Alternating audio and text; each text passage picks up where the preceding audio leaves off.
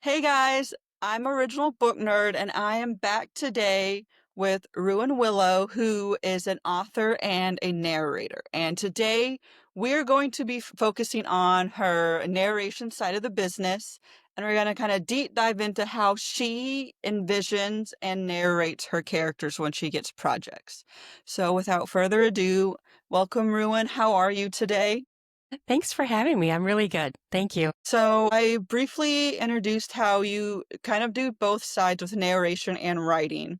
But for those of us who may be newer to you, can you kind of explain or tell us what you write and what kind of books you narrate? Sure. And so I write under a couple of pen names when I do anything under Ruan Willow. It tends to be spicy romance, dark romance, something that is a little bit spicier, maybe open door, usually open door, I'll say.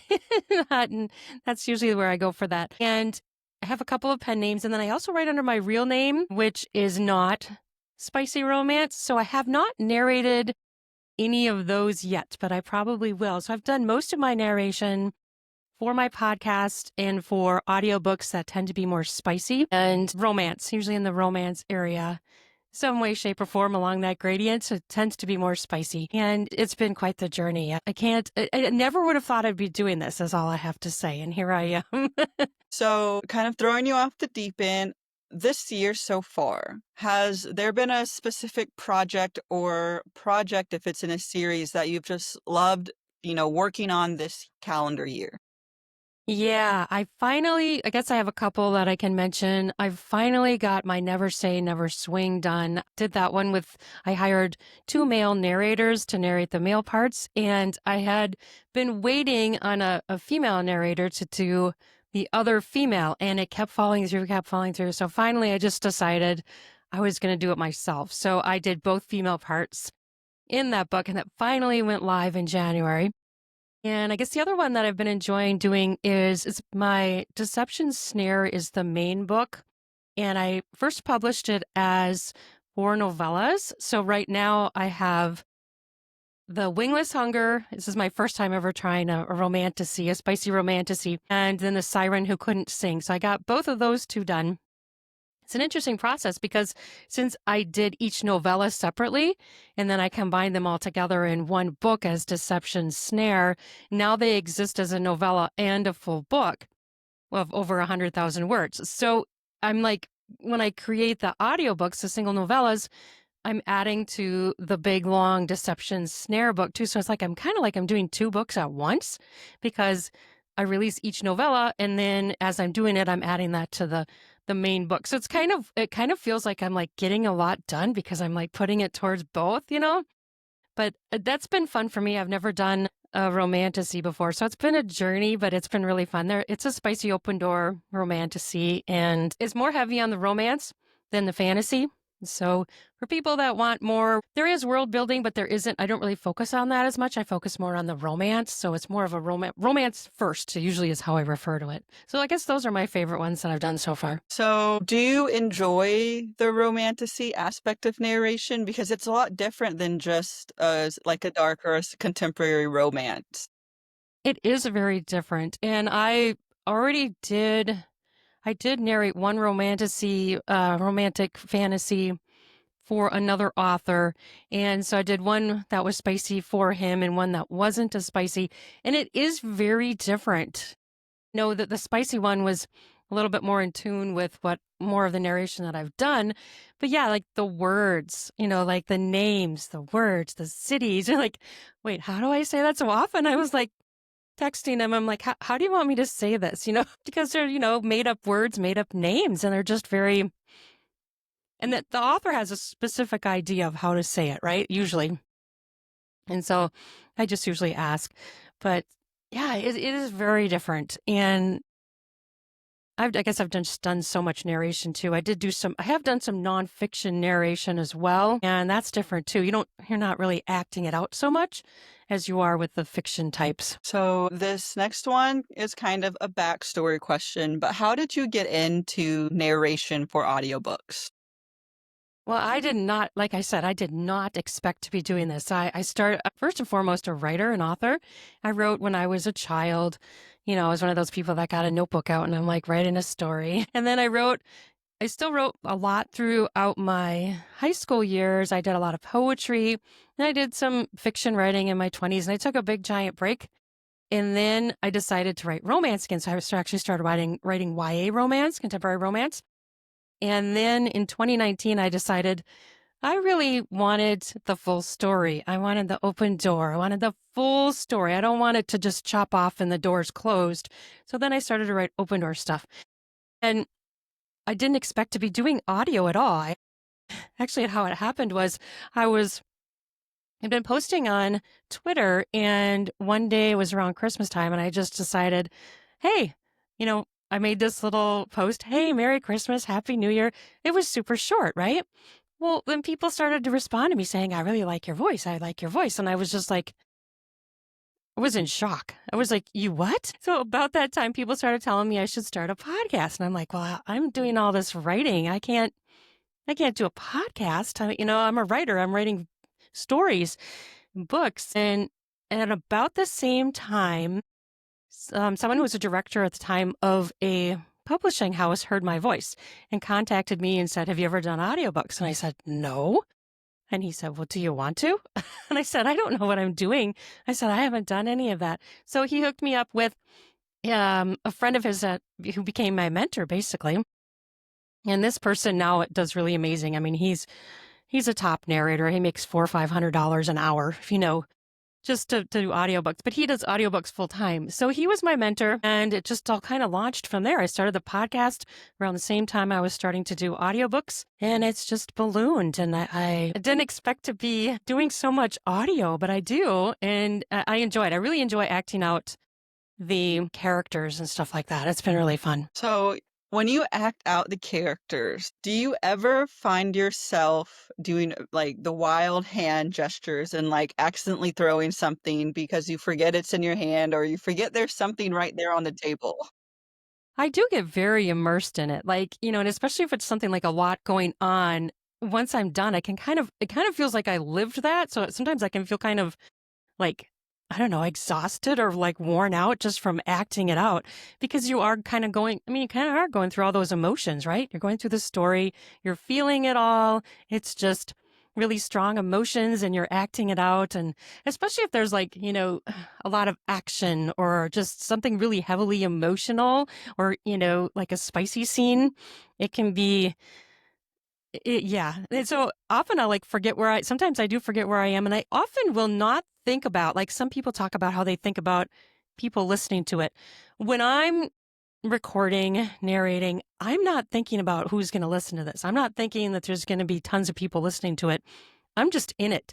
And I'm in my little closet here. This is an under the stairs closet with foam and I have some lights. And so I'm kind of lost in my own little world. I'm not thinking about, oh gosh, that there's going to be hundreds of people listening to this. And it doesn't even really occur to me. I don't even really think about that. I'm just so immersed in the story. And I don't know why that is. I'm just able to do it. Maybe it's because I'm down in this little room. It's just me and I'm focused on what I'm doing.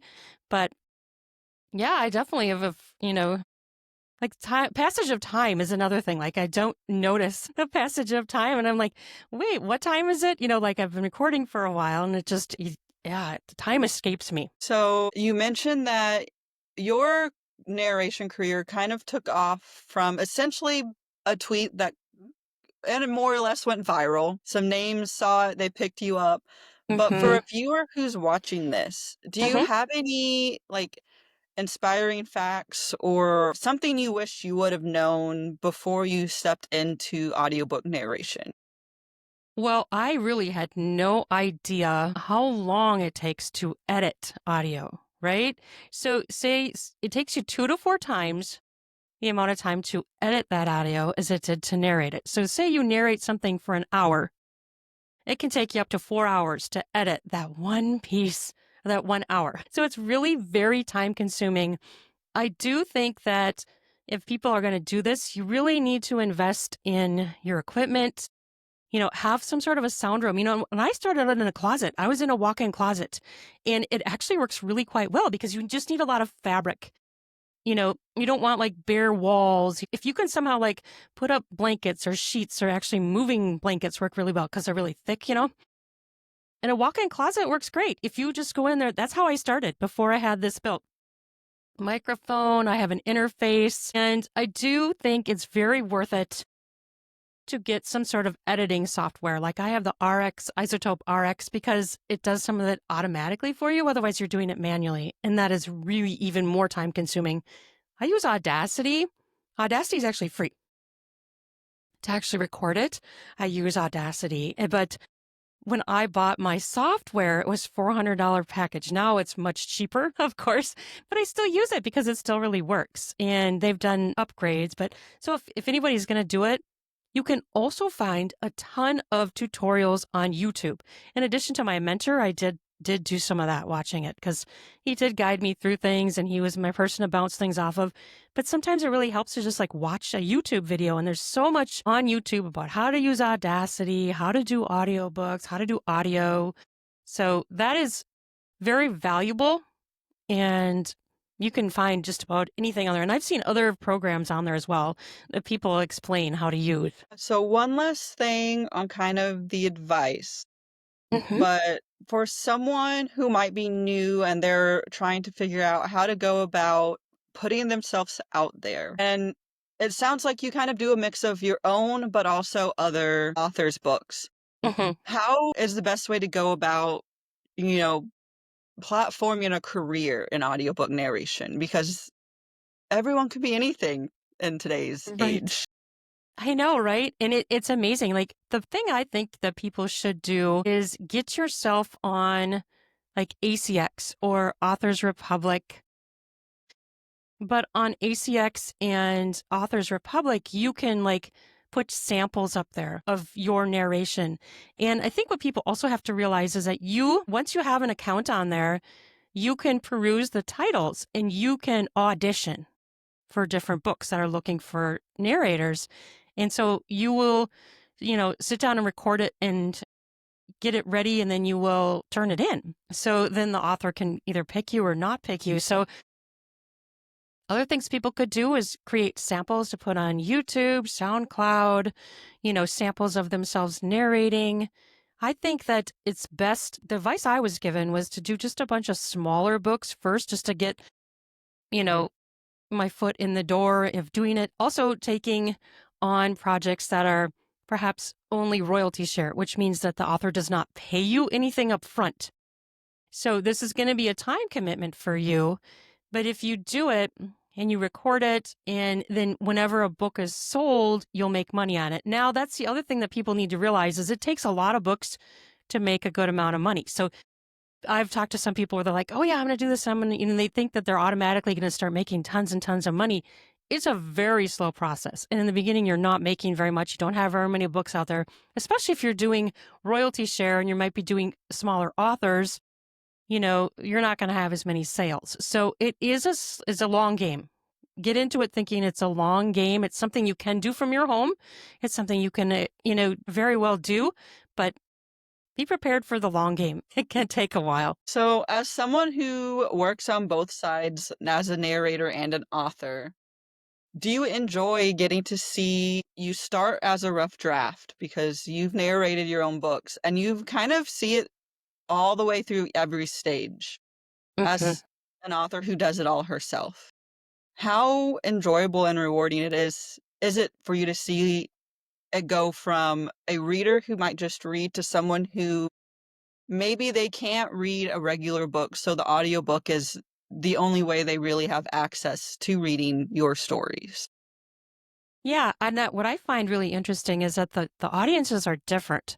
People who read books versus audiobook listeners, and people have a very strong reaction to voices. And so, like when you're reading a book, obviously the voice is in your head, you're imagining it.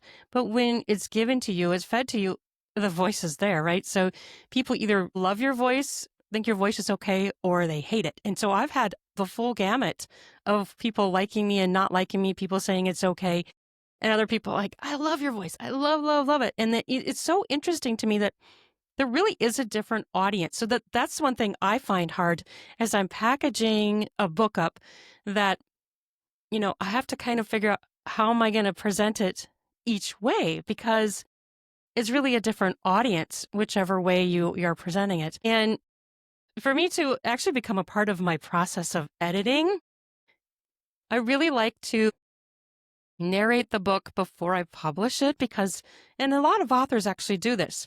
They listen to their book, either, whether it's narrated to them through a program or they read it out loud themselves. Because when we're reading, we tend to skip over words, right? We skip over things. And when you're saying it out loud, you're going to catch something like a the is missed, or I catch errors. I catch more errors. And so I really, really, really love to do it in the order where I narrate it first and then publish it. Because most of the time, I find more errors when I narrate it. I narrated for this one woman, and she and her husband had been through that book. I don't know what she said, like 15 times, right? When I narrated it, I found like 25 errors. Our brains just naturally do this. They just skip over things. So to me, it's become a part of my process.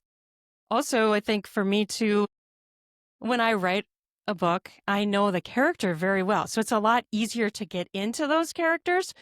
When I'm narrating for someone else, sometimes I'll ask questions and be like, because I'm not one of those people that sit there and really does a lot of prep work. I kind of like fly by the seat of my pants, and I like the genuine reactions I have as I'm reading the story.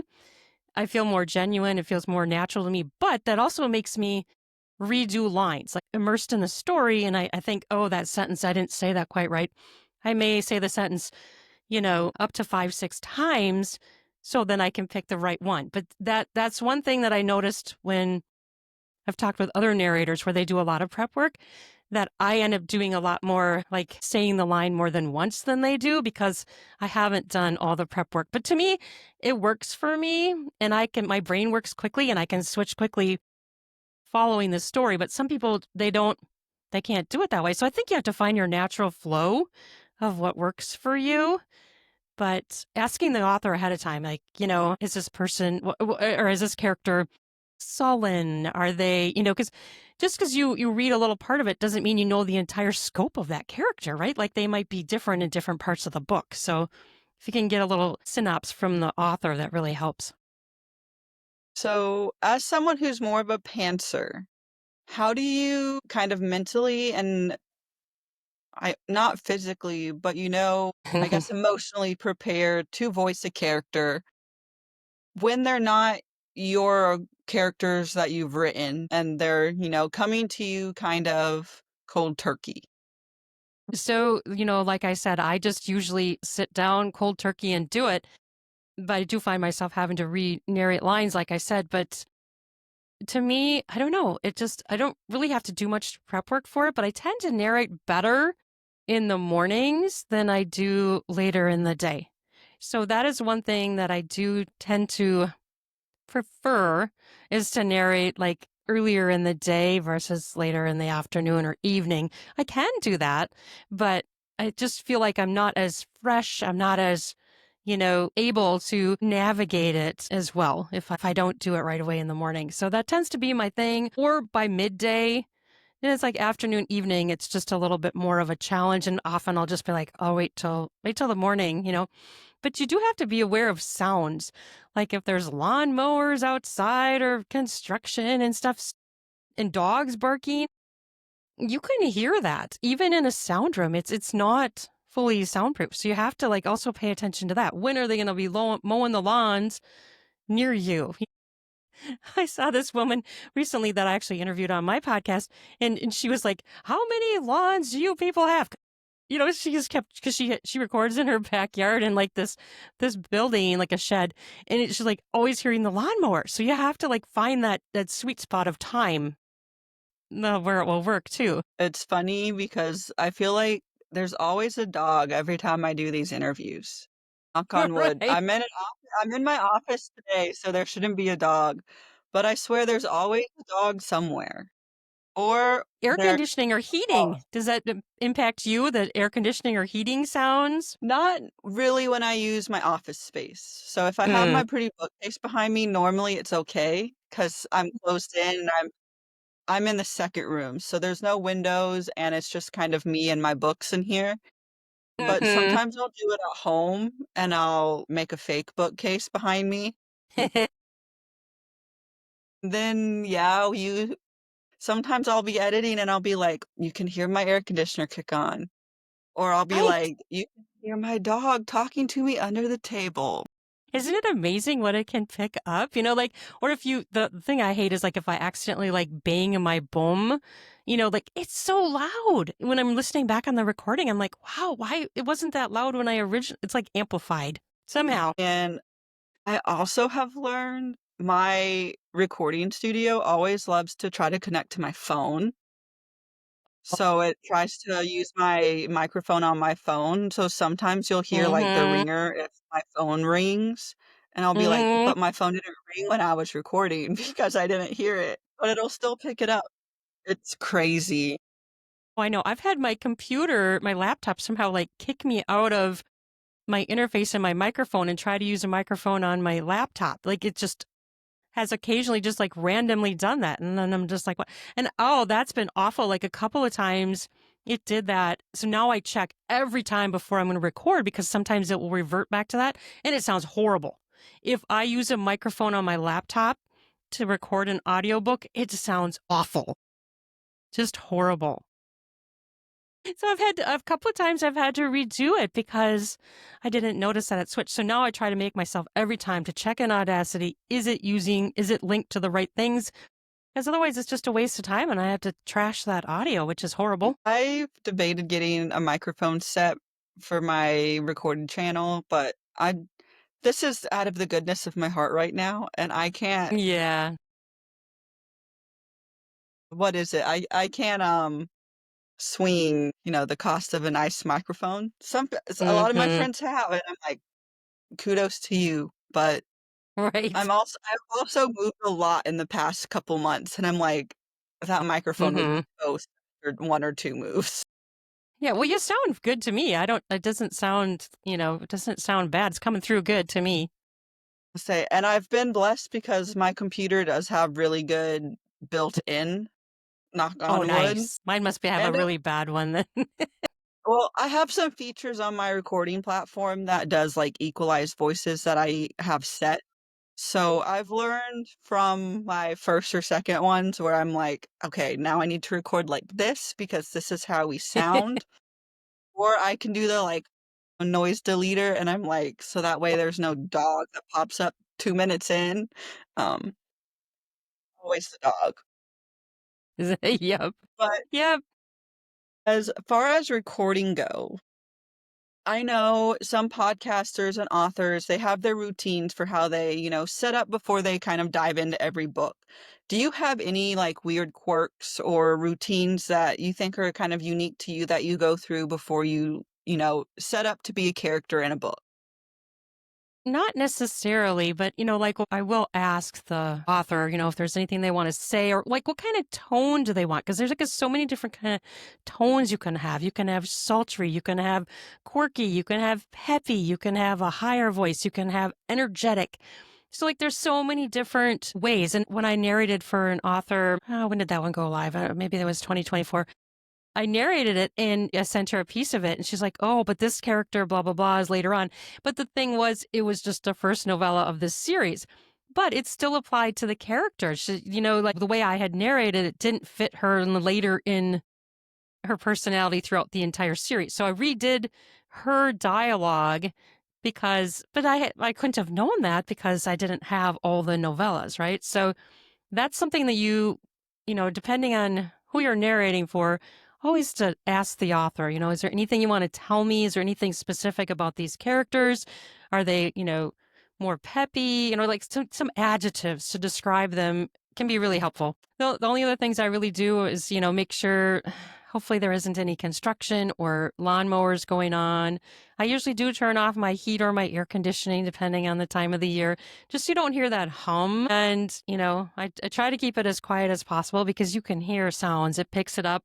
And then, if I am narrating and I hear something, I usually redo the line just in case it comes through. So then I can choose the one that doesn't have the sound. So that's the benefit.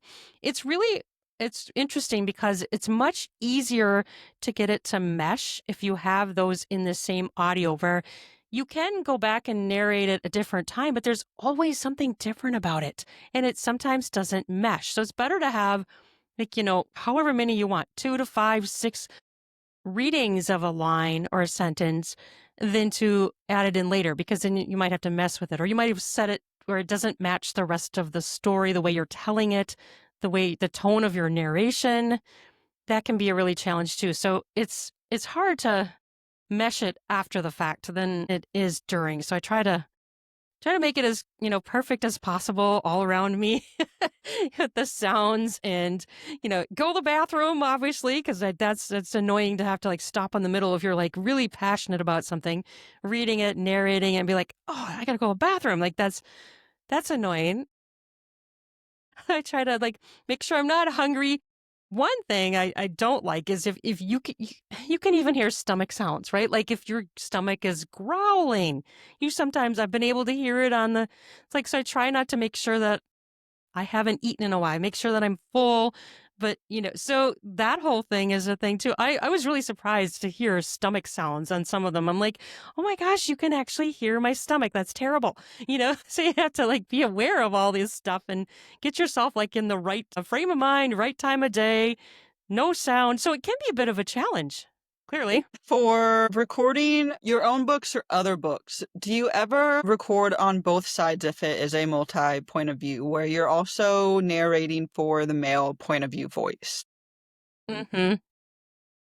So I've done both. The most I've done for my own books has had 4 narrators. That's a lot of work. Like if you're going to talk about it being 2 to 4 times, it's even longer if you're going to add in multiple voices. I have gotten a lot better with my male voice than I was initially. It took time for me to develop it better. So I think it's much better now than it was. It's interesting too, because that's the other thing you have to ask the author. What do you want? Do you want it told all in my voice? Do you want me to alter my voice for the male characters or not? You want to hire someone? And I've gotten all different responses. And some people have wanted it all in my own voice. Some of them have wanted to hire an additional narrator to do like the male dialogue. And some have said, just, try to alter your voice. Some have said, don't alter your voice at all. Keep it all you. So it's really, again, it's very particular. People feel strongly about what they like and don't like in their audiobooks that they listen to.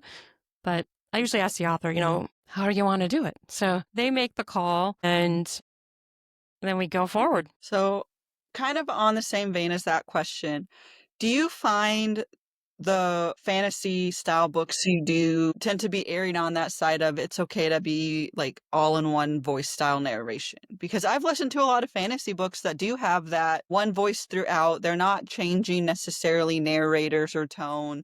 It's kind of Hmm. told from that person that's watching it unfold. And it might Right. have to do because a lot of them are third person, so you're kind of Hmm. further away from the characters as you're getting the story. Yeah. And I think that has to be what the author wants. Like, because if you think about it, if, years ago when people would sit around bonfires and tell stories, they probably told the story all in their same tone, their same voice, right? And they're a storyteller. So it kind of depends. I mean, and I don't think there's anything wrong with that. I think it's just a preference of what you like and don't like to tell the story fully in your own voice. But some people like to have a little bit of alteration just so it's like very clear. This is a different character talking, especially if the narrator speaks quickly and it switches. I don't know. I guess it's I think doing the fantasy is fun, but it is more of a challenge because you may have more characters, number one. You may have characters with different accents. You may have characters of different ethnicities. Like I don't think I'm really great about doing accents, like that's not really my thing. But again, I'm not a full-time narrator. Some people are going to spend all their time developing that kind of a thing because they are. So for me, I did hire a Scottish woman to do a little bit of narrating for one of it, but it was kind of a challenge because she wasn't a professional narrator, so I had to mess with her audio a little bit to get it up to par.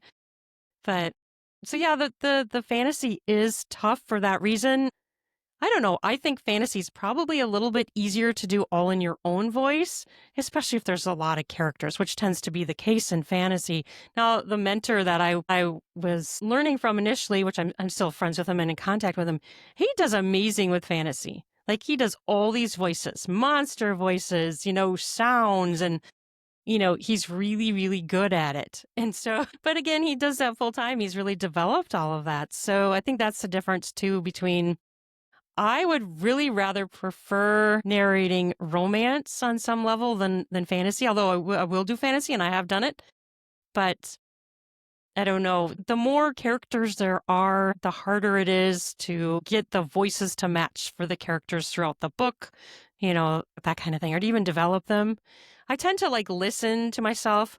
Like I was just on a panel as a narrator for the Crush Virtual Eroticon conference, online conference, and I was talking with two other narrators, with me and two other narrators, and they both do a lot of prep work.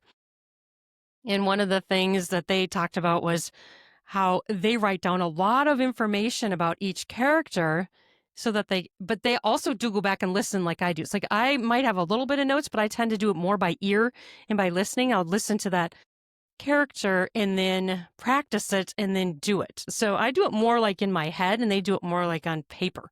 So again, it's a difference of what works for one person versus another. I hope you enjoyed kind of getting a backstory into an author and a narrator and how that process works, and also just learning more about what a narrator's career is like with Ruan tonight. And thank you, Ruan, for joining me. So thank you guys for watching. Thank you, Ruan, for joining me. We are going to sign off here. And as always, if you have questions after watching, drop them in the comments. We will do our best to get them answered. And I will do my best to make sure she knows if there's any specific questions for Ruan and kind of her journey from author to narrator to author, podcaster, narrator, and all the hats she likes to wear in between. Thank you so much for having me. This was really fun.